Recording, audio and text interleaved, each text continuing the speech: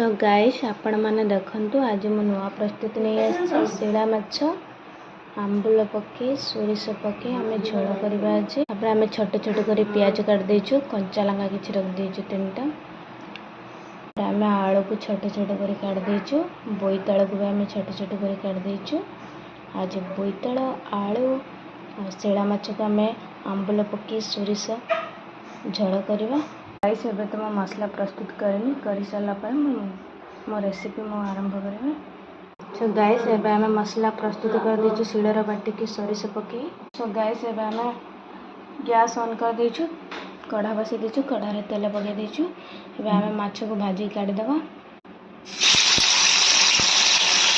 तेल गरम हो जाए देखते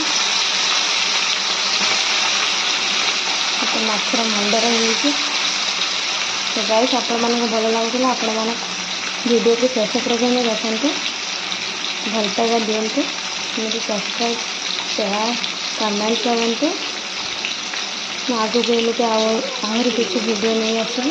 गाइस आपण मैंने देखते मुझे गोटे पात्र रे पानी किसी नहीं बोईताल काटिकी नहीं आलू भी नहीं तार स्वाद अनुसार आम कि लुण पकईदबा तो स्वाद अनुसार कि हलदी पकईदबा तापर आम गोटे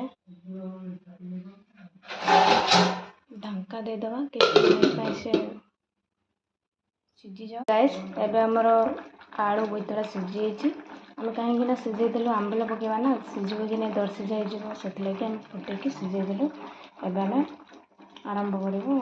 आपण मैंने देखते मुझे माछ पकई किंतु ओल्टी ना आम कंचा सन्तुला प्रस्तुति करवा तरकारी आपण मैंने नुआ कर नहीं आसी नुआ रेसिपी आपण मैंने देखते। गाइस कड़ा मझे तेल अच्छी तेल गरम होती गोटा जीरा नहीं पकईदबा कंचा लंका 3टा पियाज पकईदबा पियाज मौली आसला माछ कंचा सन्तुला तरकारी केड़ा सुंदर लगे आपण मैंने थे एमती प्रस्तुत करके खाते। एबे आम मसला रखी ढालीदबा डांगी दबा टे तीखा लाल पकड़ गरम मसला टे। तो गाइस एबे देखते यार कलर आसला आम सीझे रखी आलू बोईताल को छाड़देव आंबुल भी छाड़देव 2 मिनट फुटेगा पानी रखना एत पानी रखना लगे 4 पानी देदबा। गाइस एबे फुटेया को छाड़देवा कहीं आइंस पानी टे मरीज तापर आम बंद करदेव। आपण मानक भल लगुला आपण मैंने कमेंट रे जणेबे मोर वीडियो को मैं शेष करुँची। जय जगन्नाथ।